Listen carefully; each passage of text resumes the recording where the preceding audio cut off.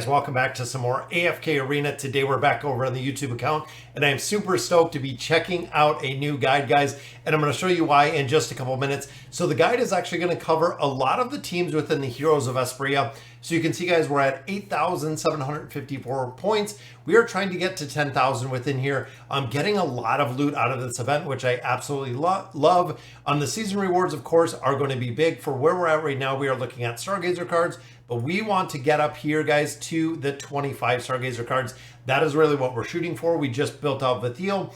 We know that there is currently a new Hypogean hero that is going to be coming. So I'm assuming, just because in the past, that he is going to be one to build out. Now, again, looking at the formations that I've been utilizing, went through a couple different variations. I know there are a few teams in here that we could definitely build up a little bit more, including the Awakened version of Belinda. But remember, this event does use the martial ratings, which means that the higher level you are, the better that it is actually going to perform.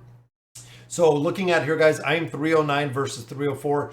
That gives me a massive power advantage. Even if I do not have the stronger heroes, it is a pretty big advantage overall because of the level deficiencies that you're seeing within here, which makes a big difference. Make sure you're doing your 3 battles in here. Make sure you're doing your 5 battles for the championship bounties and the daily quests that we do have in here, guys. Really important. All right, so let's hop over to the guide. We're going to check out some of the team formations in there. And again, super excited about the video. Let's go ahead and check it out. All right, guys, so here is the Heroes of Esperia guide.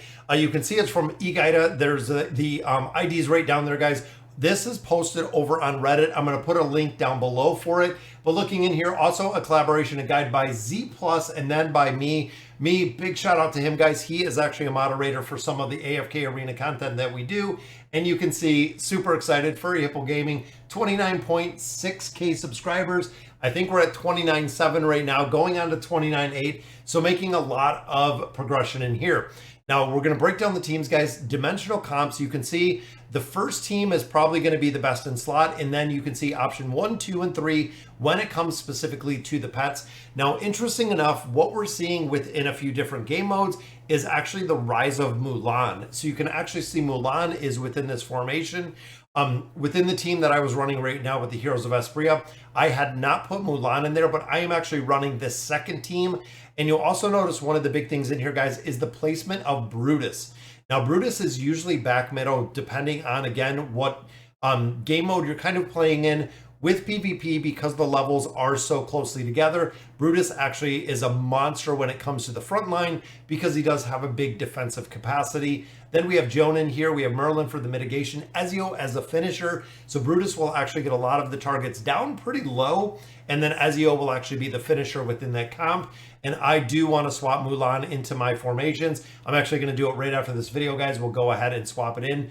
Looking at the Fire Breather, very strong because Fire Breather, remember, is a very strength-based hero or beast, which makes, again, a big difference in here because you have Brutus, you have Albedo in here that are going to do very well with this pet. Again, we have mitigation, we have some buffs in here, and then, of course, Albedo is buffing the rest of the dimensional team in here, making it a very solid comp. Now, if you do not have the Awakened version of Brutus, guys, Ainz still works in PvP. You can see his actually in a couple different formations here. Again, Arthur Ainz, this is an old school combination which still works. Now, similar to the Twisted Realm and the Cursed Realm, you might not have the best in slot teams, but you are still going to have the teams that are incredibly viable, even if it is with an older kind of setup like the Ainz comp that we see down here. It is still going to work and still is incredibly viable. Now, looking at the Ulna variations, now this is actually the new kind of variation that we've seen that is dominating PvP, guys. Ulna provides the immunity to the other hero with this top best in slot formation. Ulna in Grez, or excuse me, not Grez, Ulna in the Awakened version of Baden has actually replaced the Ulna Grez formation. So this variation has changed up a little bit. Again, it used to be Ulna Grez in here all the time since Baden has come out. Ulna Baden PvP, absolutely phenomenal. Now, if you don't have the Awakened version of Baden, just like I do not, guys, actually going in here with Ulna Grez. Now, one of the biggest changes in here you can see is Nevi. Nevi with that plus 60 engraving is going to buff the entities that Grez summons, which makes this team super strong, guys. Silas in there for the buffs for the heals, and then we have Oden in here. If you do not have Oden, Athalia is kind of the sub in here, as you can see from the mini picture, running the owl by the Talus main. Now, one thing to remember, guys, is when you're going through the Heroes of Esperia, the Talus main pet, if it is at level 9, has the ability to crowd control Greyborn heroes as well as the Hypogens. So depending on the team that you're fighting, this can be a game changer if you're fighting very specific formations that do have the Hypogen or the Greyborn heroes and a level 9 Talus main. So looking a little bit further down, guys, the burst comps. Now, this is a burst comp that I love to run. I actually run the variation down here of the Vitheo because we finally have Vitheo built out with Zolrath. Mishka is really the old school comp, and this is massive. This is an absolute massive burst comp that we do see in here because Zolrath is going to delay entering in there. Leica is going to increase the haste and the energy coming in, which means Thane is pretty much going to be on the enemy side, as well as Mishka, as well as Zap is going to be right on the enemy side pretty much by the time the enemy even enters. Looking in here, we have Frosty Bear over here. Definitely a beast to put in here, as well as the Owl. Either one still pretty good if you're running some of the original comps or some of the earlier comps. Utilizing the Flutter Plume, you can actually put in the Frosty Beast in there. Now, variations in different comps, guys. This one is interesting. This is actually another comp that is really rising to power. Now we see Rowan, Aziz in here with the Awakened version of Belinda, Palmer in there, and then Rain. This is just an absolute crushing team when it comes to buffs. So you have Rowan that is buffing the energy of Belinda for the alts. You have Aziz in here, which again is buffing the energy for Belinda. You have Palmer in here, which is buffing Belinda up with the damage and everything else. And then Rain, of course, amplifying damage. This team in its entirety, guys, all about Belinda. That is really one of the big things that we see in here. There is even a variation where if you do not have Palmer, you can actually put Rain in here. I'm running Halos in here. Halos will actually buff Belinda if she is the strongest. And this is kind of the older variation of this comp, guys. We actually had Scarlet in here until the Awakened version of Belinda. That is one who really took the spot. So the Awakened version of Belinda in the PvP aspect replaced Scarlet, who we actually used for an incredible amount. Again, if you do not have this Awakened version of Belinda, the one down here with Scarlet will work incredibly well. With a Rock Lizard over here, we also do have the Tufty, I think it's the Tufty Ears in there as well. Definitely working this formation with the cycle. This is almost similar to what we see in old school God tier comp. Again, it's kind of a little bit of a variation. It's slowly phasing out, but still holding on strong as the original version of Aziz, which is used 10 times more than we see with the Awakened version of Aziz. Now, these start getting into some pretty strong, heavy PvP comps, and they are very competitive, guys. Looking here, we have Zolrath and we have Kinesa. Now, this is another one that I have actually run. Peanut, the Awakened version of Solus, and Nevi. So between these three damage mitigation and healing units, guys, these three support heroes in the back, when Orthos ults, you'll actually have the Awakened version of Solus just pumping out damage. And this team, between the crowd control of Kinesa and Rook, is very tough to kill because you have so much mitigation and so much healing between, again, these three back row heroes. Works out incredibly well. Tarnos, again, not really used outside of heavy PvP, maybe the Celestial Tower, but you can see the variation. If you're not running Kinesa and Rook, Mishka and Anasa are very good combinations. And if you don't have Orthos, you can see we do have a couple versions of the original Taline and the Awakened version of Taline running there. So this is really focused around the Awakened version of Solus.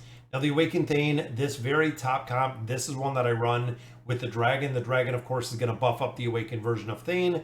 Very strong, guys. Some of the requirements in here, number one is the 3 of 9 furniture for Hendrik to actually buff up the defensive for Estrilda. Estrilda is going to provide some buffs.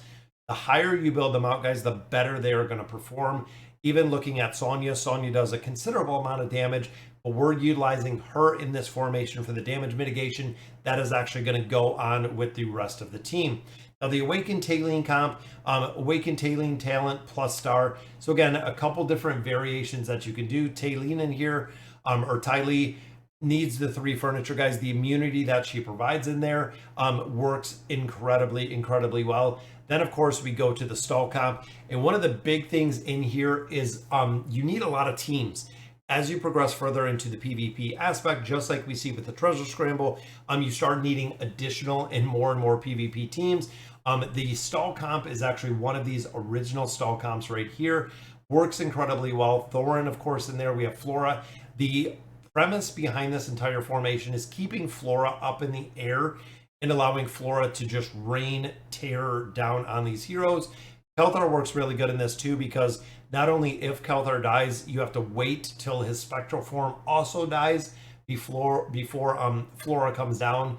Theowen, really good in here as well, because Theowen actually has the immunity when she is inside of other heroes, when she actually does damage with her ability to be untargetable. And then of course Thorn you have to kill twice. Tailene will come up when she is healed again. So very strong formations in here, guys. I like the stall comps in here. Again, when you're starting to get into multiple PvP teams, it works incredibly well. You can see the options out here. We have the Wing Lion, Talisman again, and then we have Tufty Ears. First pet on the top are the best option for the comp, so we'll give you more pet options until the bottom that are good but a bit less effective, but they are better than other pets. And guys, here, pets like the Wing Lion are very staple when it comes to a lot of formations. Rock Lizard, of course, being very important when it comes to shielding formations.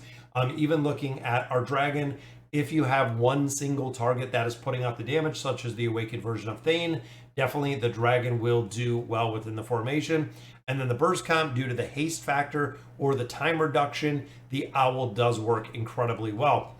All right, guys, so that'll do it for today's video. Wanted to definitely cover this, guys. Again, my work with visuals is absolutely horrible. I cannot do visuals by any means. That is why I wanted to cover this. Again, we're going to put a link down below for the Reddit post, so you can go ahead and check it out. Make sure you do, guys. Again, big shout out to me, Z Plus, and Agaida. Again, my pronunciation is of course absolutely terrible, but big shout out for the Heroes of Esperia guide. I really hope you enjoyed it. Let me know in the comments what you guys think, and as always, thank you guys for watching.